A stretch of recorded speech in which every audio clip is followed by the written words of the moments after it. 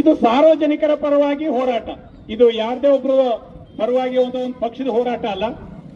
ಶ್ರೀಯುತ ಅನಂತಮೂರ್ತಿ ಹೆಗಡೆ ಅವರು ಜನರ ಪರವಾಗಿ, ಜನರಿಗೆ ಆಗ್ತಕ್ಕಂಥ ಕಷ್ಟಗಳ ಪರವಾಗಿ ಅವರ ಧ್ವನಿಯಾಗಿ ಅವರ ನೇತೃತ್ವದಲ್ಲಿ ಏನು ಎಲ್ಲ ಹಿರಿಯರು ಸ್ವಯಂ ಪ್ರೇರಿತವಾಗಿ ಎಲ್ಲ ಏನು ಬಂದಿದ್ದೀರಿ ತಮ್ಮೆಲ್ಲರಿಗೂ ಸ್ವಾಗತವನ್ನು ಕೋರ್ತಾ, ಗ್ರಾಮದ ಅಧಿದೇವತೆಗೆ ಭಕ್ತಿಯ ನಮನಗಳನ್ನು ಸಲ್ಲಿಸ್ತಾ, ಏನು ಇಲ್ಲಿ ಆಟೋ ಚಾಲಕರು ಬಂದಿದ್ದೀರಿ, ಜೊತೆಗೆ ಇಲ್ಲಿ ಏನು ಇದ್ದೀರಿ ಸುತ್ತಮುತ್ತ ಅಂಗಡಿಯವರು, ಬಸ್ ಸ್ಟ್ಯಾಂಡ್ ನಲ್ಲಿ ಇರ್ತಕ್ಕಂಥ ಜನಸಾಮಾನ್ಯರ ಜೊತೆಗೆ ಎಲ್ಲರೂ ಈ ಒಂದು ಪ್ರತಿಭಟನೆಯಲ್ಲಿ ಪಾದಯಾತ್ರೆಯಲ್ಲಿ ಪಾಲ್ಗೊಳ್ಬೇಕಂತ.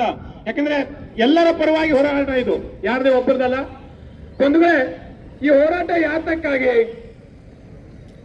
ಒಂದನ್ಸತ್ತೆ, ರಾಜ್ಯದಲ್ಲಿರ್ತಕ್ಕಂಥದ್ದು ಅತ್ಯಂತ ಹಿಂದೆಂದೂ ಕಂಡು ಕೇಳರಿಯದ ಅಂಧ ಸರ್ಕಾರ, ಅತ್ಯಂತ ದುರಾಡಳಿತ ಸರ್ಕಾರ ಅಂತ ಹೇಳಲಿಕ್ಕೆ ಇಷ್ಟಪಡ್ತೀವಿ. ಯಾಕಂದ್ರೆ ತಮಗೆಲ್ಲ ಗೊತ್ತಿದೆ, ಈಗ ಒಂದು ಬಸ್ ಪಾಸ್ ಆಯ್ತು, ಜಸ್ಟ್ ಒಂದು ಬಸ್, ಅದ್ರ ಮೇಲೆ ತಾಡ್ಪಲ್ ಹೊದಿಕೆ ಹಾಕಿದ್ ನಾವೆಲ್ಲ ನೋಡಿದ್ವಿ. ಒಂದು ಬಸ್ಸಿನ ಮೇಲೆ ತಾಡ್ಪಲ್ ಹೊದಿಕೆ, ಇದೆಂತ ದುರಾಡಳಿತ ನೋಡ್ರಿ. ಬಡವರು ಮನೆ ಸೋರುತ್ತೆ ಅಂತೇಳಿ ತಾಡ್ಪಲ್ ಹಾಕ್ತಾರೆ ಪಾಪ ಬಡವರು. ಅಂತ ಪರಿಸ್ಥಿತಿ ರಾಜ್ಯ ಸರ್ಕಾರಕ್ಕೆ ಬಂದಿದೆ, ಬಸ್ಗಳ ಮೇಲೆ ತಾಡ್ಪಲ್ ಹಾಕಂತದ್ದು. ಮತ್ತೆ ಗುಂಡಿಗಳು, ರಸ್ತೆಯಲ್ಲಿ ಗುಂಡಿಗಳು ಹೇಗಿದಾವ ಅಂತಂದ್ರೆ, ಇವತ್ತಿನ ದಿವಸದಲ್ಲಿ ಬಸ್ಗಳು ಹೋದ ವಾಪಸ್ ಬರ್ತಾವ ಅನ್ನೋ ಗ್ಯಾರಂಟಿನೇ ಇಲ್ಲ. ಮತ್ತೆ ಸಣ್ಣ ಸಣ್ಣ ವೆಹಿಕಲ್ನವರು, ಬೈಕ್ನವರು ಒಂದು ಗುಂಡಿ ಅಂತ ತಪ್ಪಿಸ್ಲಿಕ್ಕೆ ಹೋಗಿ ಮತ್ತೊಂದು ಗುಂಡಿಯಲ್ಲಿ ಬಿದ್ದು ಎಷ್ಟೋ ಜೀವ ಪ್ರಾಣಗಳು ಹೋಗಿದ್ದಾವ್, ನಾವೆಲ್ಲ ನೋಡಿದ್ದೇವೆ. ಹಾಗಾದ್ರೆ ಇದು ಯಾರ ಹೊಣೆ? ಇದಕ್ಕೆ ಇದೆಲ್ಲ ಅವ್ಯವಸ್ಥೆಗೆ ಯಾರು ಹೊಣೆ ಹೇಳಿ? ಹಾಗಾದ್ರೆ ಸರ್ಕಾರ ಕಣ್ಣು ಮುಚ್ಕೊಂಡು ಕೂತ್ಕೊಂಡ್ರೆ ಜನಸಾಮಾನ್ಯರ ಪರಿಸ್ಥಿತಿ ಏನು? ದಯವಿಟ್ಟು ಶಾಸಕರಲ್ಲೂ ವಿನಂತಿ ಮಾಡ್ಕೊಳ್ಳೋಣ. ಮಾನ್ಯ ಶಾಸಕರೇ, ನಿಮ್ಮ ಜೊತೆಗೆ ನಾವಿದ್ದೀವಿ, ಬನ್ನಿ ಹೋಗೋಣ ವಿಧಾನಸೌಧ ಮುತ್ತಿಗೆ, ವಿಧಾನಸೌಧ ಒಳಗಡೆ ಧರಣಿ ಮಾಡೋಣ ಬನ್ನಿ. ರಾಜ್ಯ ಸರ್ಕಾರ ಅಂತೂ ಅಂಧ ಆಗಿದೆ. ಹಾಗಾದ್ರೆ ರಾಜ್ಯ ಸರ್ಕಾರ ಕಣ್ ತೋರಿಸ್ಬೇಕಾಗಿರೋರು ಯಾರು? ಇಲ್ಲಿಯ ಸ್ಥಳೀಯ ಶಾಸಕರು ಅಲ್ವಾ? ಶಾಸಕರ ಪರವಾಗಿ ನಾವೆಲ್ಲ ಬರ್ತೀವಿ, ಹೋಗೋಣ. ನಮಗ್ ರಸ್ತೆ ಸರಿ ಮಾಡ್ಕೊಡಿ. ಇದು ತಾಲೂಕಾ ಪ್ಲೇಸ್, ಸಿರ್ಸಿಯ ತಾಲೂಕಾ ಪ್ಲೇಸಿನ ರಸ್ತೆಗಳನ್ನ ನೋಡೋಣ. ನಗರದ್ದೇ ಹೇಳ್ತೀನಿ, ಸುತ್ತಮುತ್ತ ಬೇಡ. ನಗರದಲ್ಲಿ ಈ ಕಡೆ ಕುಮಟಾ ಹೋಗಲ್ ರಸ್ತೆ ನೋಡಿದೆ, ಈ ಕಡೆ ಸಾವಿರ ಹೋಗ್ತಕ್ಕಂಥ ರಸ್ತೆ ಆಗಿದೆ.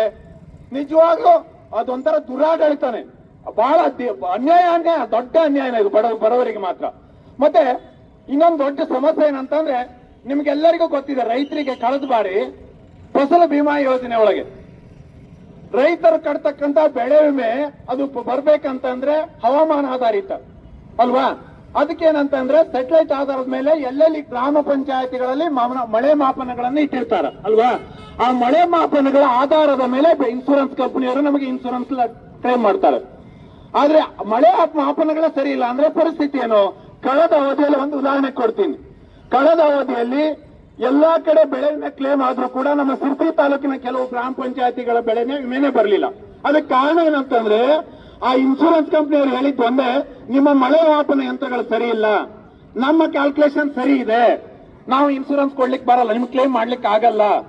ಅಲ್ಲಿ ಚೆಕ್ ಮಾಡ್ಲಿಕ್ಕೆ, ವಾಸ್ತವ ಚೆಕ್ ಮಾಡ್ಲಿಕ್ಕೆ ಮಳೆ ಮಾಪನ ಯಂತ್ರಗಳೇ ಸರಿ ಇಲ್ಲ ಅಲ್ವಾ? ನಮ್ ದೌರ್ಬಲ್ಯ, ಅದನ್ನ ಯಾರು ಸರಿ ಮಾಡ್ಕೊಡ್ಬೇಕು ಹೇಳಿ? ನಮ್ಮ ರಾಜ್ಯ ಸರ್ಕಾರ ತಾನೆ.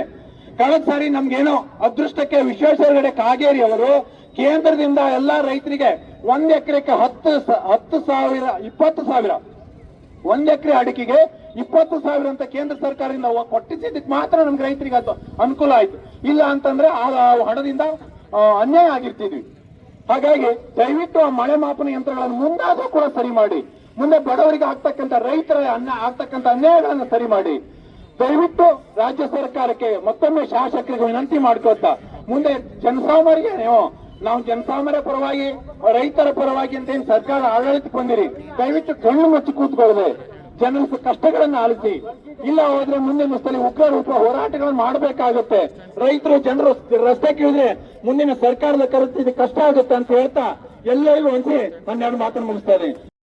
ವೀಕ್ಷಕ ಮಹಾಪ್ರಭುಗಳೇ, ನಮ್ಮ ಚಾನಲ್ ಅನ್ನು ಸಬ್ಸ್ಕ್ರೈಬ್ ಮಾಡಿ, ಶೇರ್ ಮಾಡಿ, ಪ್ರೋತ್ಸಾಹಿಸಿ.